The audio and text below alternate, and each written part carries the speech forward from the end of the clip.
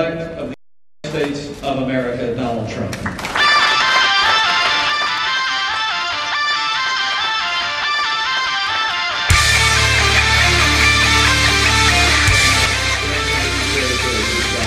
Because we used to give them on a almost daily basis. I think we probably maybe won the nomination because of news conferences, and it's good to be with you. We stopped giving them because we're getting quite a bit of inaccurate news, but I do have to say that, and I must say that I want to thank a lot of the news organizations here today, because they looked at that nonsense that was released by maybe the intelligence agencies. Who knows? But maybe the intelligence agencies, which would be a tremendous blot on their record if they in fact did that. A tremendous blot. Because a thing like that should have never been written, it should never have been had, and it should certainly never have been released. But I want to thank a lot of the news organizations, for some of whom have not treated me very well over the years. A couple in particular, and they came out so strongly against that fake news and the fact that it was written about by primarily one group and one television station. So I just want to compliment many of the people in the room. I have great respect for the news and great respect for freedom of the press and all of that, but I will tell you there were some news organizations, with all that was just said, that were so professional, so incredibly professional, that I've just gone up a notch as to what I think. Okay? All right. We've had some great news over the last couple of weeks. I've been quite active, I guess you could say, in an economic way for the country. A lot of car companies are going to be moving in. We have other companies. Big news is going to be announced over the next couple of weeks about companies that are going to be building in the Midwest. You saw it yesterday, Fiat, Chrysler. Big factory going to be built in this country as opposed to another country. Ford just announced that they stopped plans for $1 billion plant in Mexico, and they're going to be moving into Michigan and expanding very substantially an existing plant. I appreciate that from Ford. I appreciate it very much from Fiat Chrysler. I hope that General Motors will be following, and I think they will be. I think a lot of people will be following. I think a lot of industries are going to be coming back. We have to get our drug industry coming back. Our drug industry has been disastrous. They're leaving left and right. They supply our drugs, but they don't make them here to a large extent. And the other thing we have to do is create new bidding procedures for the drug industry, because they're getting away with murder. And pharma has a lot of lobbies, a lot of lobbyists, and a lot of power. And there's very little bidding on drugs. We're the largest buyer of drugs in the world, and yet we don't bid properly, and we're going to start bidding, and we're going to save billions of dollars over a period of time. And we're going to do that with a lot of other industries.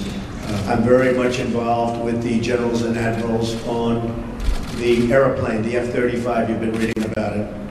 And it's way behind schedule and many billions of dollars over budget. I don't like that. And the admirals have been fantastic. The generals have been fantastic. I've really gotten to know them well. And we're going to do some big things on the F-35 program, and perhaps the F-18 program. And we're going to get those costs way down, and we're going to get the plane to be even better, and we're going to have some competition, and it's going to be a beautiful thing. So we've been very much involved, and other things. We had Jack Ma, we had so many incredible people coming here. Mr. Arnaud, they're going to do tremendous things in this country.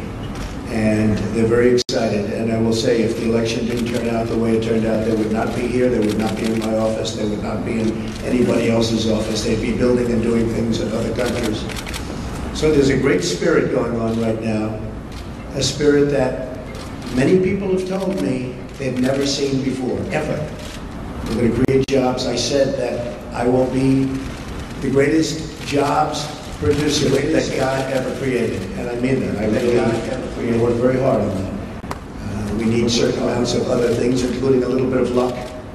but I think we're going to do a real job, and I'm very proud of what we've done, and we haven't even gotten there yet. I look very much forward to the inauguration. It's going to be a beautiful event. We have great talent, tremendous talent, and we have all of the bands, or most of the bands, from the different segments of the military. And I've heard some of these bands over the years; they're incredible. We're going to have a very, very elegant day. The 20th is going to be something that will be very, very special, very beautiful. And I think we're going to have massive crowds because we have a movement. It's a movement like the world has never seen before. It's a movement that a lot of people didn't expect. And even the polls, although some of them did get a secretary, but many of them didn't.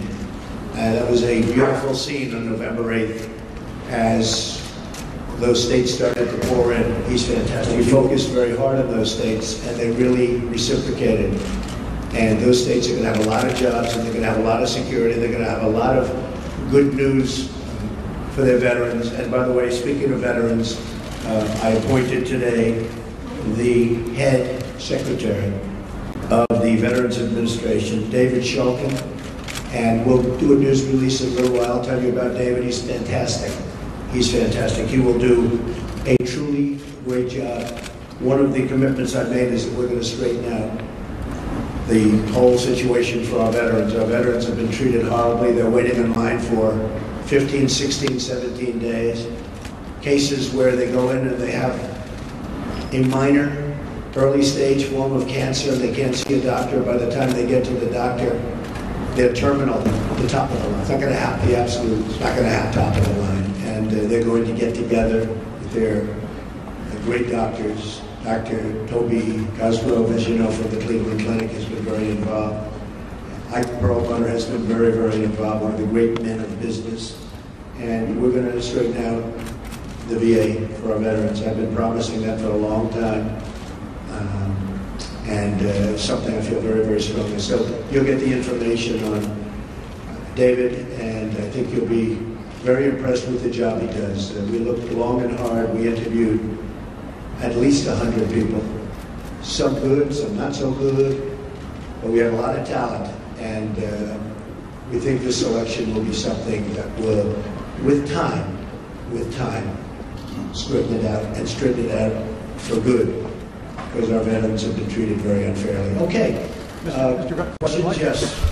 Mr. President-elect, thank you so much. Thank you. Appreciate it. A couple of aspects of the intelligence briefing that you received on Friday that we're looking for further clarification on. Sure. First of all, did the heads of the intelligence agencies provide you with a two-page summary of these unsubstantiated allegations? And secondly to that, on the broader picture, do you accept their opinion that Vladimir Putin ordered the hack of the DNC and the attempted hack of the RNC?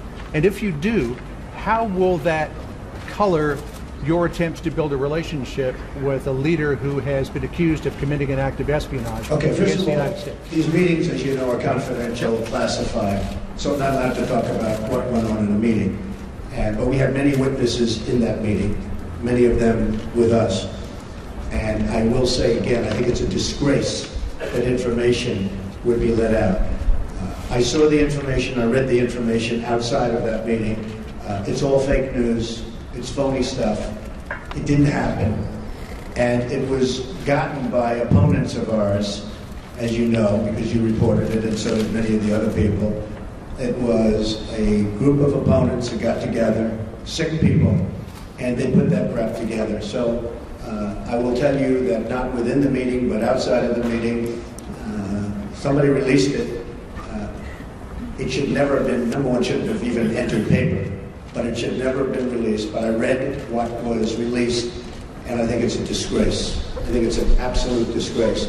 As far as hacking, I think it was Russian, but I think we also get hacked by other countries and other people. And I can say that, you know, when we lost 22 million names and everything else that was hacked recently, they didn't make a big deal out of that. That was something that was extraordinary. That was probably China. We have much hacking going on. Mm-hmm. One of the things we're going to do, we have some of the greatest computer minds anywhere in the world that we've assembled. You saw just a sample of it 2 weeks ago up here, where we had the 6 top people in the world that were never in the same room together as a group. And we're going to put those minds together, and we're going to form a defense. And I have to say this also. The Democratic National Committee was totally open to be hacked. They did a very poor job. They could have had hacking defense, which we had. And I will give Reince Priebus credit, because when Reince saw what was happening in the world and with this country, he went out and went to various firms and ordered a very, very strong hacking defense. And they tried to hack the Republican National Committee, and they were unable to break through. We have to do that for our country. It's very important. And just to the last part of that question, when I said, how could all of this potentially color your attempts to build a better relationship with President Putin? Well, you know, President Putin and Russia put out a statement today that this fake news was indeed fake news. They said it totally never happened. Now, somebody would say, oh, of course he's going to say that. I respected the fact that he said that. And I'll be honest, I think if he did have something, they would have released it. They would have been glad to release it. I think, frankly, had they broken into the Republican National Committee, I think they would have released it, just like they did about Hillary and all of the horrible things that her people, like Mr. Podesta, said about her. I mean, what he said about her was horrible. If somebody said about me what Podesta said about Hillary, I was the boss, I would have fired him immediately, or that person, because what he said about her was horrible. But remember this, we talk about the hacking, and hacking's bad, and it shouldn't be done.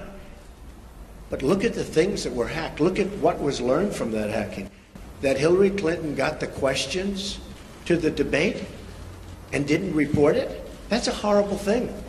That's a horrible thing. Can you imagine that if Donald Trump got the questions to the debate, it would have been the biggest story in the history of stories. And they would have said, immediately you have to get out of the race. Nobody even talked about it. It's a very terrible thing. Yes, President-elect, can I ask you a question, sir? Thank you, Mr. President-elect.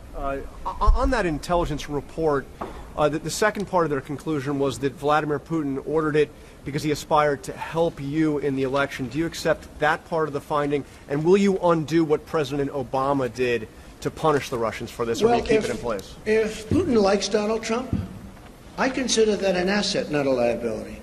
Because we have a horrible relationship with Russia.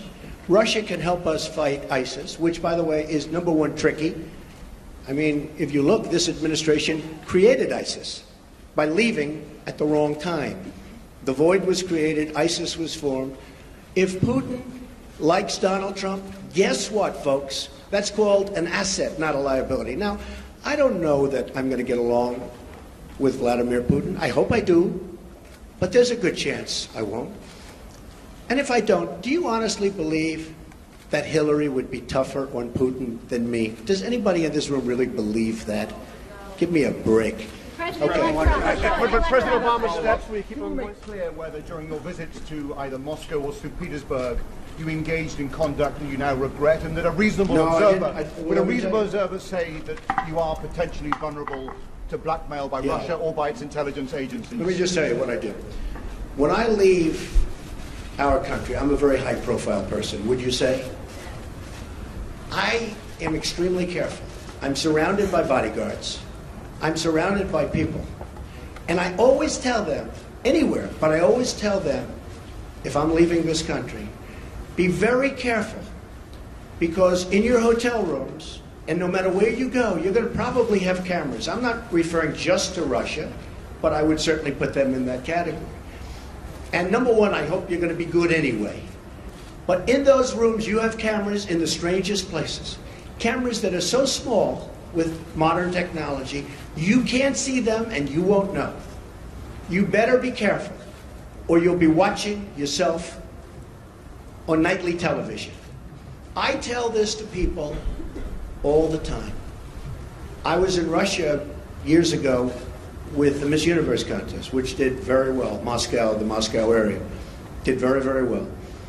And I told many people, be careful, because you don't want to see yourself on television. Cameras all over the place. And again, not just Russia, all over. Does anyone really believe that story? I'm also very much of a germaphobe, by the way. Believe me. President-elect, one more question, sir. About how you plan to disentangle yourself from your business But first, I have to follow up on some of these Russia remarks. Based on your comments here today, do you believe the hacking was justified? Does Russia have any leverage over you, financial or otherwise? And if not, will you release your tax returns to prove it? So I tweeted out that I have no dealings with Russia. I have no deals in Russia. I have no deals that could happen in Russia because we've stayed away. And I have no loans with Russia. As a real estate developer, I have very, very little debt. I have assets that are, and now people have found out how big the company is. I have very little debt, I have very low debt. But I have no loans with Russia at all. And I thought that was important to put in. I certified that. So I have no deals, I have no loans, and I have no dealings. We could make deals in Russia very easily if we wanted to. I just don't want to because I think that would be a conflict. So I have no loans, no dealings, and no current pending deals. Now I have to say one other thing. Over the weekend, I was offered $2 billion to do a deal in Dubai with a very, very, very amazing man, great developer from the Middle East, Hussein Damak, a friend of mine, great guy, and was offered $2 billion to do a deal in Dubai, number of deals. And I turned it down. I didn't have to turn it down, because as you know, I have a no conflict situation because I'm president, which is, I didn't know about that until about 3 months ago, but it's a nice thing to have. But I don't want to take advantage of something. I have something that others don't have. Vice President Pence also has it. I don't think he'll need it. I have a feeling he's not going to need it. But I have a no conflict of interest provision as president. It was many, many years old. This is for presidents, because they don't want presidents getting, I understand, they don't want presidents getting tangled up in minutia. They want a president to run the country. So I could actually run my business. I could actually run my business and run government at the same time. I don't like the way that looks, but I would be able to do that if I wanted to. I'd be the only one that would be able to do that. You can't do that in any other capacity. But as a president, I could run the Trump organization, great company, and I could run the company. I think the country, I do a very good job, but I don't want to do that. Now, all of these papers that you see here, yes, go ahead. I just wanted to follow up on that before we get to conflicts. Do you believe the hacking was justified, and will you release your tax returns to prove what you're saying about no deals in Russia? Well, not releasing tax returns because, as you know, they're under audit. But every president since the 70s has had a required audit from the IRS. The last 6 have released him. But as president, sir, as you're taking office. You know, the only one that cares about my tax returns are the reporters. Okay? You don't think the American public is concerned about that? No, I don't think so. I won. Do you believe the hacking? I became president. No, I don't think they care at all. I don't think they care at all. I think you care. I think you care. First of all, you learn very little from a tax return. What you should do is go down to federal elections and take a look at the numbers. And actually, people have learned a lot about my company, and now they realize my company is much bigger, much more powerful than they ever thought. We're in many, many countries, and I'm very proud of it. And what I'm going to be doing is my 2 sons, who are right here, Don and Eric, are going to be running the company. They are going to be running it in a very professional manner. They're not going to discuss it with me. Again, I don't have to do this. They're not going to discuss it with me. And with that, I'm going to bring up Sherry Dillon, and she's going to go, these papers are just some of the many documents that I've signed, turning over complete and total control. Mr. Trump, can we ask you some policy questions? Policy questions, sir. Mr. Trump, thank you. Mr. Trump, Trey Yanks with One American News. What is your response to your critics that say not only you, but also your cabinet is filled with conflicts of interest? And do you plan to set an example in the future to make sure that your cabinet and everyone throughout your administration... Good question. I really think that when you watch what's going on with what's happening in White, I was just watching as an example Rex Tillerson. I think it's brilliant what he's doing and what he's saying. I watched yesterday, as you know, our great senator who is going to be a great attorney general, and he was brilliant. And what people don't know is that he was a great prosecutor and attorney general in Alabama, and he was brilliant yesterday. So I really think that they are I think we have one of the great cabinets ever put together. And we've been hearing that from so many people. People are so happy. You know, in the case of Rex, he ran incredibly ExxonMobil. When there was a fine, he would get it. When they needed something, he would be there. A friend of mine who's very, very substantial in the oil business, Harold Hamm, big supporter, he said, there's nobody in the business like Rex Tillerson. And that's what we want. That's what I want to bring to government. I want to bring the greatest people into government because we're way behind. We don't make good deals anymore. I say it all the time at speeches. We don't make good deals anymore. We make bad deals. Our trade deals are a disaster. We have hundreds of billions of dollars of losses on a yearly basis. Hundreds of billions with China on trade and trade imbalance, with Japan, with Mexico, with just about everybody. We don't make good deals anymore. So we need people that are smart. We need people that are successful. And they got successful because, generally speaking, they're smart. And that's what I put. I'm very proud of the cabinet. I think they're doing very well. It's very interesting how it's going, but it's, I think they're doing very, very well. Mr. Trump, quick follow-up, sir, on Russia, sir. Thank you, Mr. President-elect. I wanted to ask a few questions on Obamacare. Yeah. Can you be specific on what guidance you're giving congressional Republicans on the timeline for repeal and replace, Sure. whether it needs to be simultaneous or a Finally, delay? Obamacare, I thought it was never going to be asked. I also wanted to ask you, though, if you have outlined a plan for what you want the replace package to look like. Would it guarantee coverage for those who have gotten health insurance through the current Obamacare law? You're going to be very, very proud, as not only the media and reporters, you're going to be very proud of what we put forth having to do with health care. Obamacare is a complete and total disaster. They can say what they want. They can guide you any way they want to guide you. In some cases, they guide you incorrectly. In most cases, you realize what's happened. It's imploding as we sit. Some states have over 100% increase. And 17, and I said this 2 years ago, 17 is going to be the bad year. It's going to be catastrophic. Frankly, we could sit back, and it was a thought from a political standpoint, but it wouldn't be fair to the people. We could sit back and wait and watch and criticize. And we could be a Chuck Schumer and sit back and criticize it, and people would come, they would come, begging to us, please, we have to do something about Obamacare. We don't want to own it. We don't want to own it politically. They own it right now.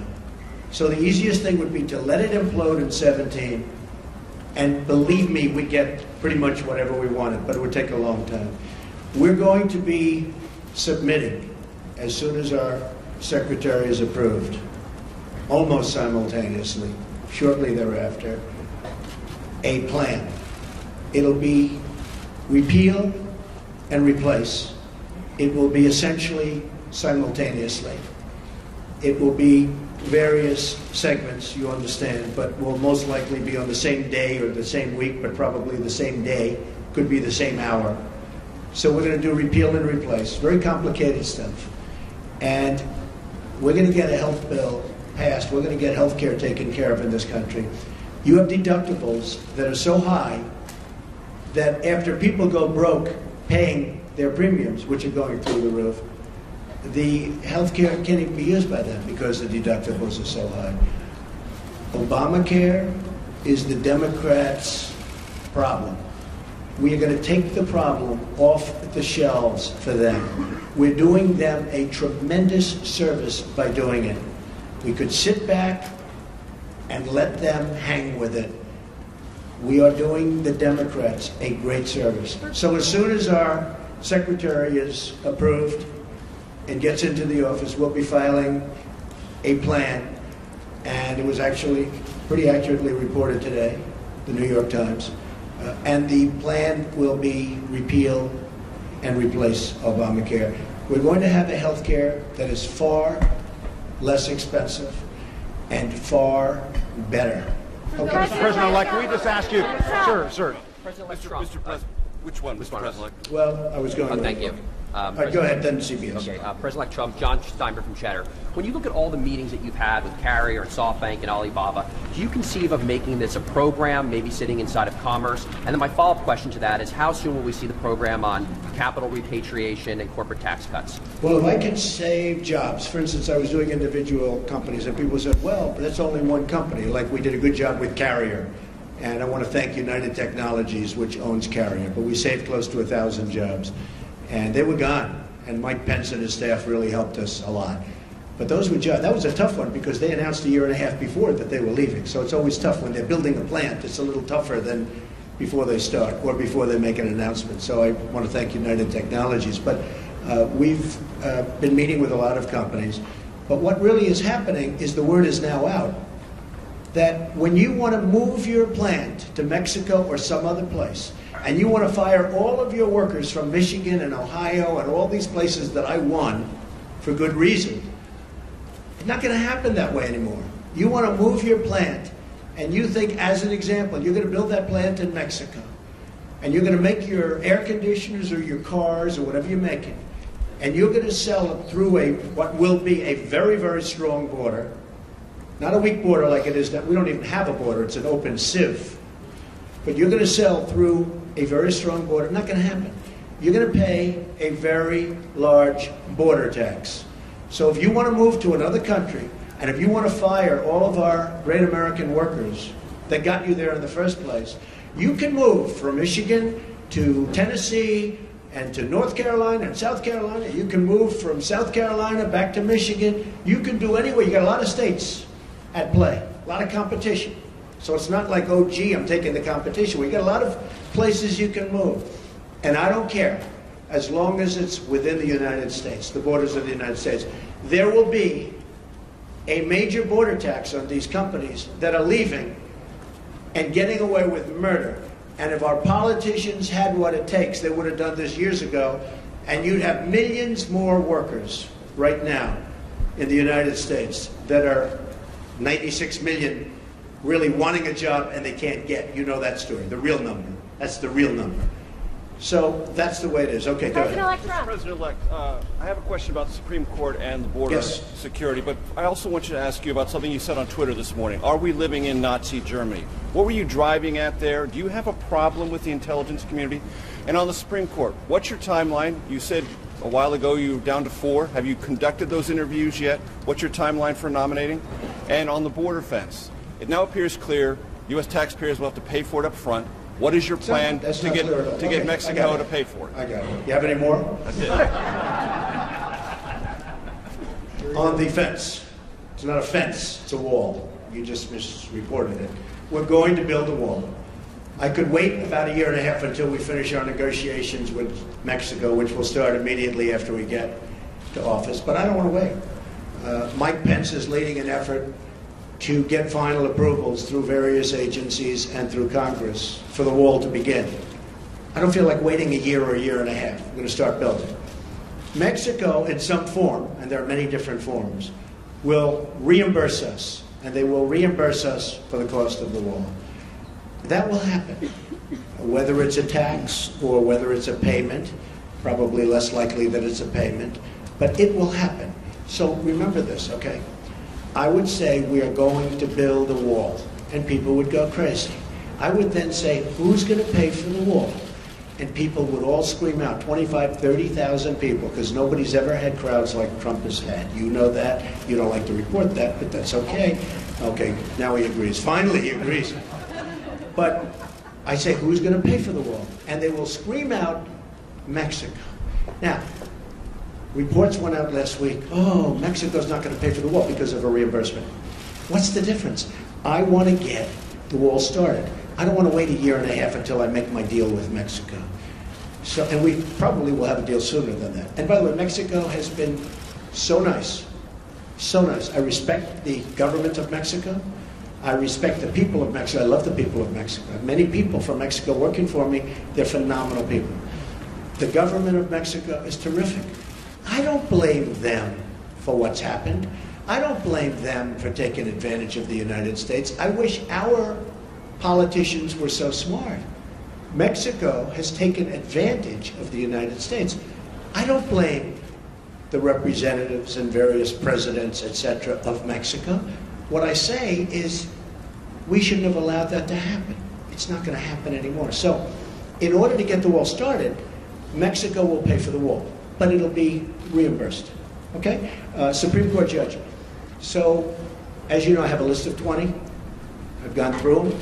We've met with numerous candidates. They're outstanding in every case. They were largely recommended and highly recommended by Federalist Society. Jim DeMint was also very much involved in his group, which is fantastic, and he's a fantastic guy. So between Leo and Jim DeMint and some senators and some Congress people, we have a great group of people. I'll be making the decision on who we will put up for Justice of the United States Supreme Court, a replacement for the great, great Justice Scalia. That will be probably within 2 weeks of the 20th. So within about 2 weeks, probably the second week. I consider the first day because we'll also be doing some pretty good signings.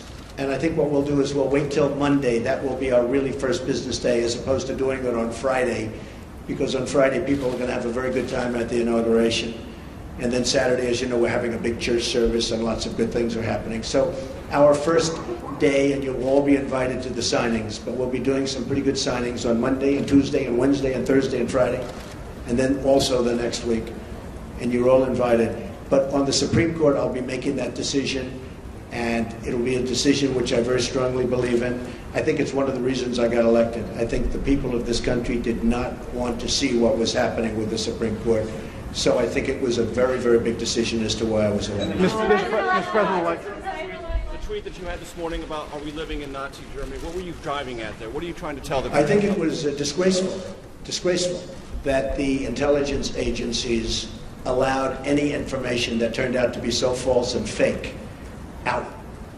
I think it's a disgrace. And I say that, and that's something that Nazi Germany would have done and did do. I think it's a disgrace. That information that was false and fake and never happened got released to the public. As far as BuzzFeed, which is a failing pile of garbage, writing it, I think they're going to suffer the consequences. They already are. And as far as CNN going out of their way to build it up, and by the way, we just found out I was coming down. Michael Cohn, Michael Cohn is a very talented lawyer. He's a good lawyer in my firm. It was just reported that it wasn't this Michael Cohn they were talking about. So all night long, it's Michael Cohn. I said, I want to see your passport. He brings his passport to my office. I say, hey, wait a minute. He didn't leave the country. He wasn't out of the country. That Michael Cohn of the Trump Organization was in Prague. It turned out to be a different Michael Cohn. It's a disgrace what took place. It's a disgrace. And I think they ought to apologize to start with Michael Cohn. Sir, since you're attacking us, can you give us a question? Mr. President-elect. Go ahead. Mr. President-elect, since you are attacking our news organization, can you give us a chance? Your organization. You are attacking our news organization. Can you give us a chance to ask a question, sir? Go ahead. Sir, can you state, Mr. President-elect, can you state categorically, Mr. President-elect, can you give us a question? You're attacking us. Can you give us a question? Don't be rude. Can you give us a question? I'm not going to give you a question. Can you state categorically? You are fake news. Sir, go ahead. Can you state categorically that nobody... No, Mr. President-elect, that's not appropriate. Do you think President Obama went too far with the sanctions he put on Russia after the hacking? Do you think they're disproportionate? I don't say he went too far. And what will you roll them back? And what do you think of Lindsey Graham's plan to send you a bill for tougher ones? Plans to send me a bill for what? For tougher sanctions. I hadn't heard Lindsey Graham was going to do that. Lindsey Graham. I've been competing with him for a long time. He's going to crack that 1% barrier one day. I didn't realize Lindsey Graham's still at it. It's all right. I think Lindsey Graham's a nice guy, actually. I've heard that he's a nice guy, and I've been hearing it. Yeah, go ahead. Go ahead. You've been waiting. Go ahead. As far as we understand, the intelligence community... Stand up, please. Yeah, Ian Panel from BBC News. Ian Panel from BBC News. BBC News. BBC another News. beauty. Yeah, thank you. Thank you. As far as we understand it, the intelligence community are still looking at these allegations. It's false news, as you describe it. If they come back with any kind of conclusion that any of it stands up, that any of it is true, will you consider your position? Would you think there's that nothing they can come back with?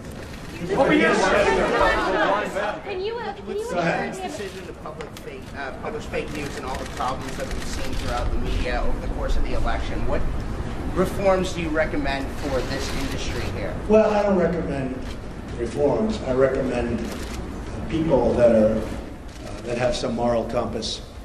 You know, I've been hearing more and more about a thing called fake news, and they're talking about people that go and say all sorts of things.